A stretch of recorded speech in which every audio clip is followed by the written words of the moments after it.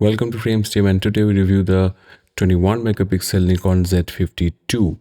As we go deeper into this review, you will understand why I feel that this little Nikon Z52 is the sign of what is to come from Nikon going forward. So it's not only about the Z52 but also about what's to come next. What many reviewers haven't told you yet is that there are so many little things in this little camera that we haven't seen before, but they are here. I'm in a position to do a proper deep dive because I have already done a couple of days of birding with it, shot a wedding with it, and really dependent on the camera, on this camera's performance for long form video content and close up candid shots where I needed super autofocus performance and excellent image quality straight out of the camera. So how did it perform? There is so much to reveal about it. So let's dive deep into the review of the Nikon Z52. Let's begin with the form. Let's begin with appreciating the form of the camera. The Z52 is a little heavier than the Nikon Z50 version 1 at 550 grams with a battery inside and a card inside. But still a very manageable weight, especially because the grip is now deeper and chunkier, so the camera feels much easier to hold on to. I absolutely love the fact that there is an inbuilt pop-up flash in the camera, really handy in certain situations, in many situations. Now, can you believe that this little entry-level camera has 11 custom buttons, 11 of them? It has now a customizable EVF button, a picture control button, which is here on top. The EVF button is placed nicely right here. So you have access to 3 buttons here. You can map them according to your choice. Very, very conveniently done. You have a customizable playback button and also a release mode button. All of these are new custom buttons. It still doesn't have a joystick though, but it has 11 custom buttons, which makes this camera so much faster to operate for a mid-level to advanced users because you do not have to go inside the menu to activate some features. You can just map a certain function to one of these 11 buttons and access those functions in a fraction of a second. That means it's a fast camera to operate if you are someone who likes to move fast. When talking about speed, there is one small powerful feature that I have seen only in Nikon cameras, and that's the startup time. The moment you switch it on, it wakes up. I just cannot overemphasize how important the startup time is for you to not miss shots or moments. Instant startup lets you capture moments quicker and save battery. How does it save battery? Because when the camera doesn't switch on instantly, you fear missing those moments, those shots. So you're far less likely to switch off the camera. And that means you'll keep burning through the batteries faster and effectively waste battery life. And you have to remember that this is an APS-C camera, it's a smaller camera, smaller body. So it's got a smaller battery as well. But about battery life, there is now a new battery which apparently has more juice. This is gray in color. But if you have any of those Nikon APS-C camera batteries from before, you can still use them. Those batteries are still compatible with this camera. Now the Z50 changed from a flip up and down screen to a flip out screen, which I personally do not prefer that much, but I'm okay with it. I can deal with it. There are a lot of people who have very strong emotions about it. But then the flip out screen is great if you want to see yourself while shooting video, or you want to do sort of top down, product shots or stuff like that. Overall, it's a solid feeling, beautifully built camera with fantastic ergonomics. Let's talk performance. The Z52 can do 11 frames per second with mechanical shutter in JPEG and RAW with full autofocus. That's faster than the Nikon D500. But does it autofocus like the D500? Well, I did a fairly low light test and put it against the Z30. The 52 did much better in subject detect, but did not necessarily do much better in terms of percentage of shots in focus against the Z30. However, the Z50 could go on shooting for a much longer time. So I shot more and eventually got more shots in focus, which means it's better than the Z30. The Z52 can easily shoot up to 200 shots continually, whereas the Z30 didn't even do 100 shots continually. But make no mistake, the autofocus is very good and it is Even in difficult lighting conditions, the Z52 can detect a subject at -9 EV. That's crazy good.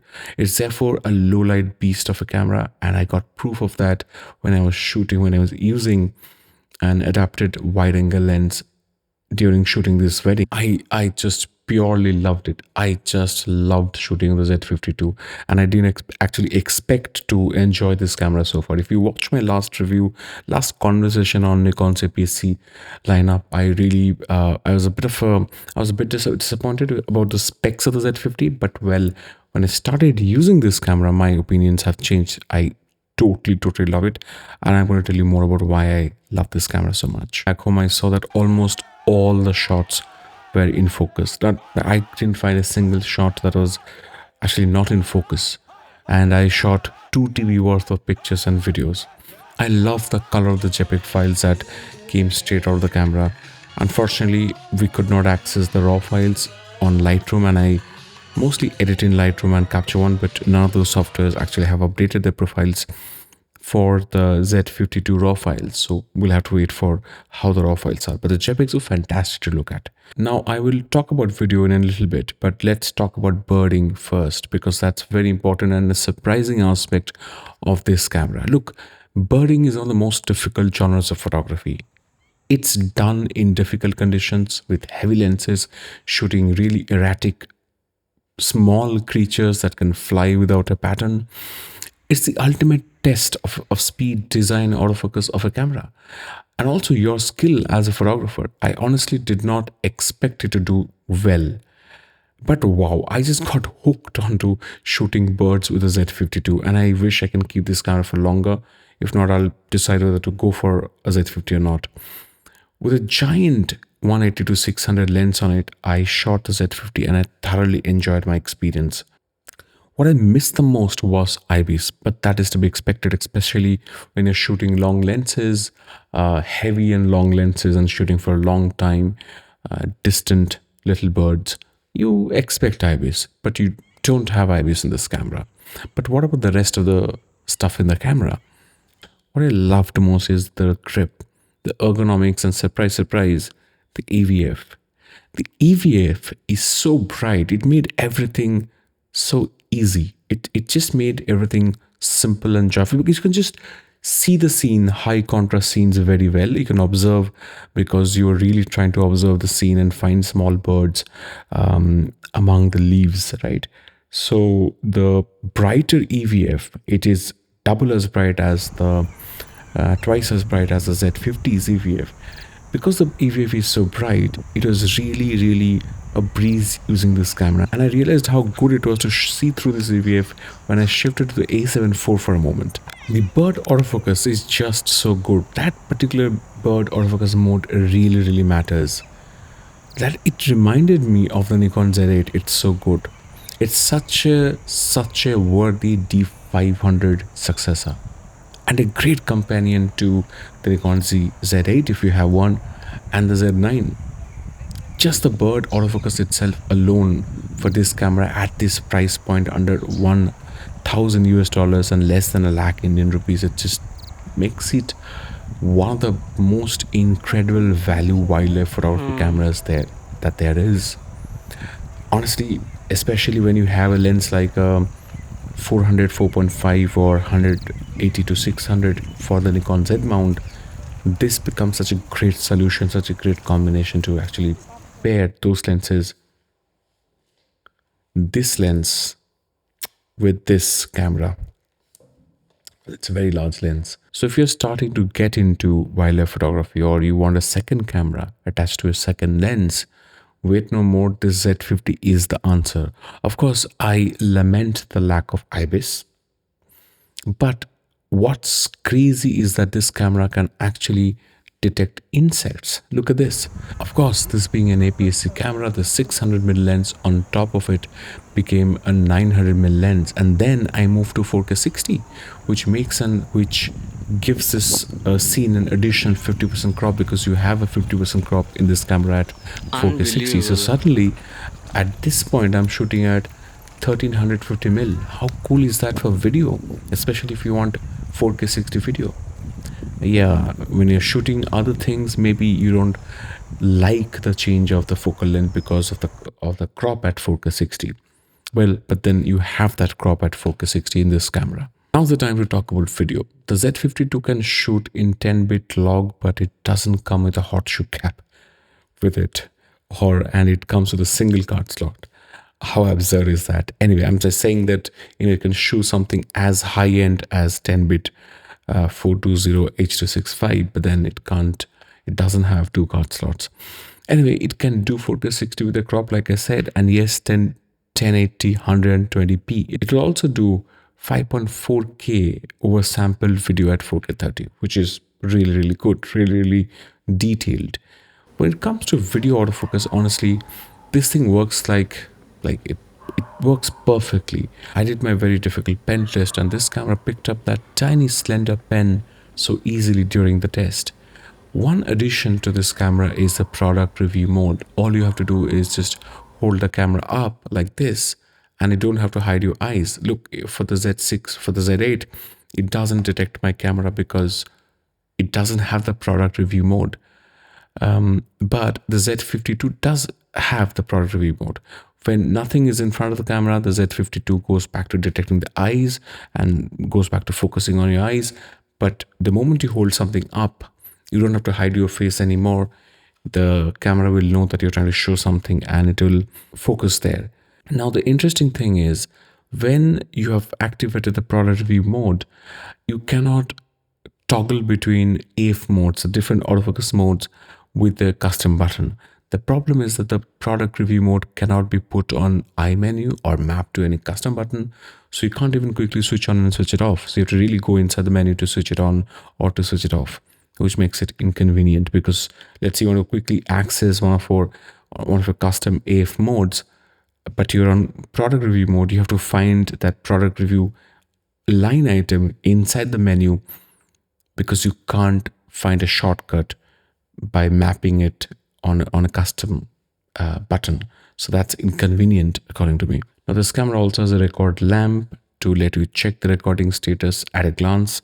Here is the lamp there, which is a very handy little thing. However, despite the advanced video features, the Z52 does not have any waveform. It only has got histogram, which is one thing missing from the rest of the cameras, like your Z6 III and the Z8. Of course, those are more expensive cameras. There is quite a bit of rolling shutter in this camera, which is expected because the Z52 did not get a new updated sensor. However, this old sensor is now optimized with the new Xpeed 7 processor.